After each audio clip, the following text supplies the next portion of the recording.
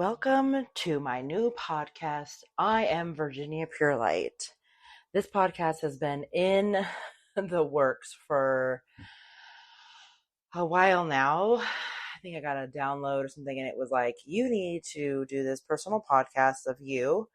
You can have guests, you can do this, you can do that, but you need to start it with you. You, Virginia, need to start this podcast. And I was like, okay.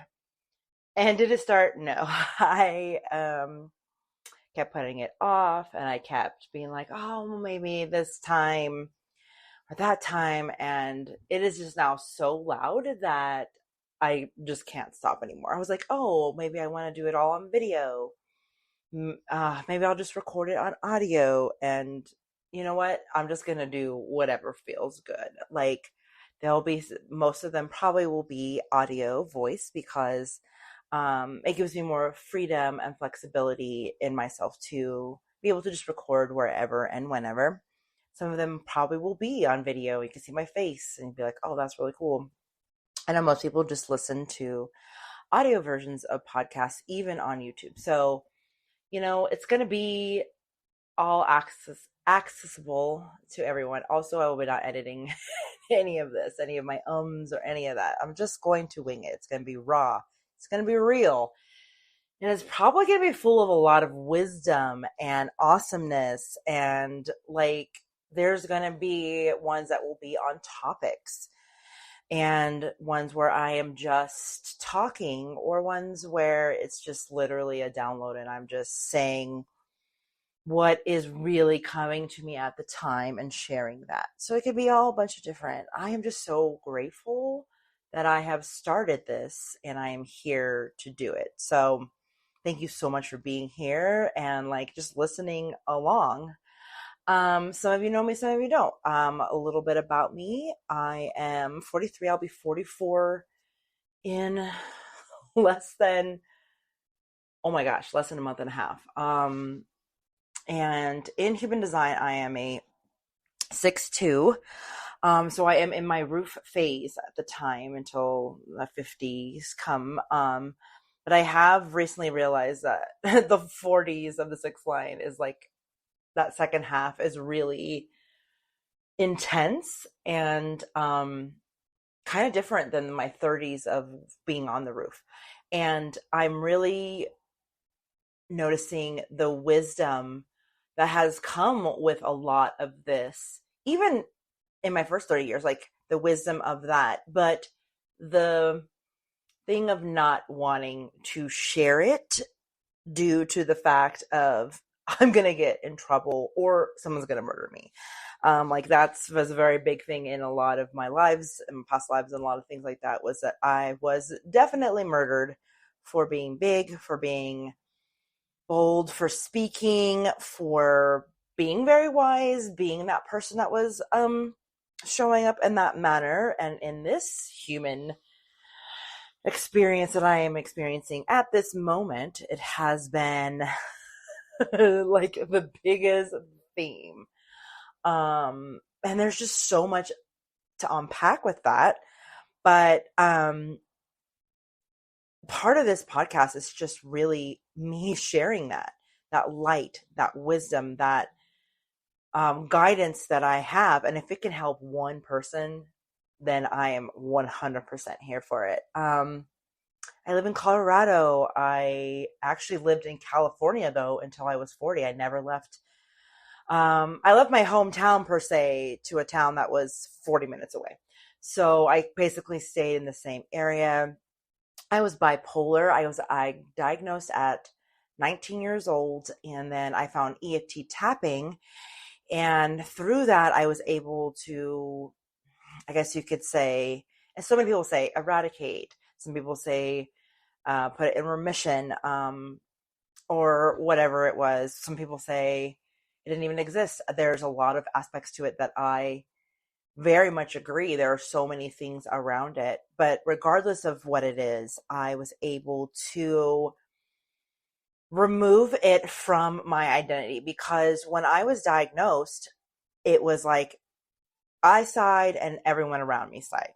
They were like, oh, here's the reason of why Virginia is the way she is. And so I deep dived. I used to be like, hi, my name is Virginia and I'm bipolar. There wasn't even like anything else. It was that. And I was able to basically eradicate that from my personality or of my identity. And so there's still aspects of things that I deal with, very much, especially having such a severe mental illness. And that was my life for straight 20 years. It was like every day, every hour. I mean, there's things that happened to me that you could read in the books about that. So, I didn't have a job. I didn't work since 2004. I, lived in this thing. The government took care of me, all the things. And so that was I think the biggest turn in my story. I was able to get off all my meds. I was able to, um, I'm actually on I'm on a really low dose of something right now, but I do know now that this is something that I can use as a temporary thing to help me through a time. And then I can um, utilize other things to do that, even though I do utilize other things of like, nothing is no longer these sentences that were such a sentence in my life. So that was really cool to experience on so many levels. Um, and so much of my life is different in so many good ways. It feels like chaos because I mean, no one really knows what they're doing, but I mean, like on an extra level, I am learning so many things at once that some people get to experience and learn, fail, and thrive at throughout their lives. And my life was very much paused. It's kind of like if, somebody was in hospital or whatever, it's like, it was very much paused. There was not that much growth in that time.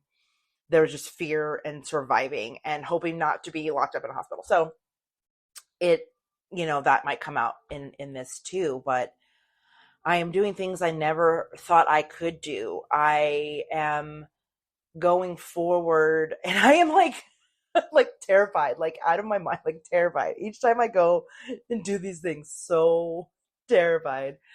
But I keep doing them. I have learned though that like certain things I need to do a little slower, and it's okay that my pace is my pace.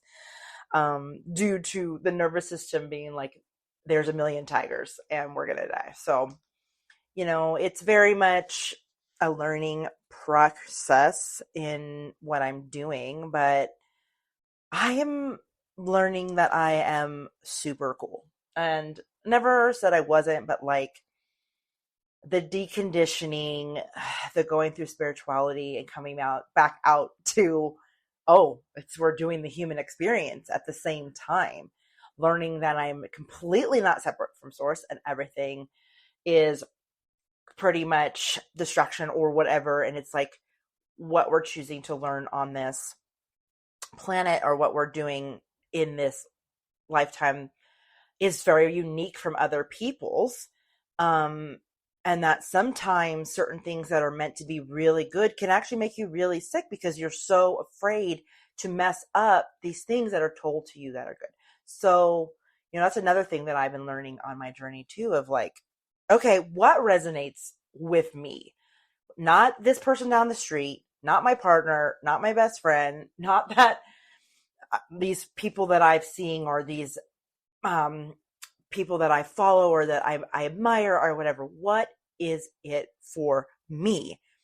And I think that's a huge thing for people. And I think we've been taught that we have to we got to be not the same. I mean, some people have the same, but like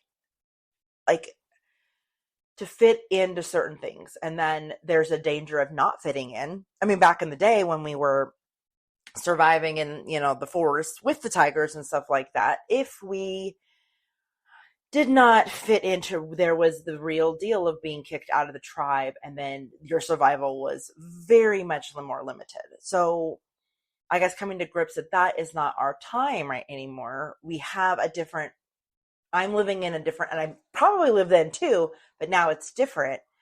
Learning that kind of lesson of going forward and doing that part of my life of really seeing what resonates with me.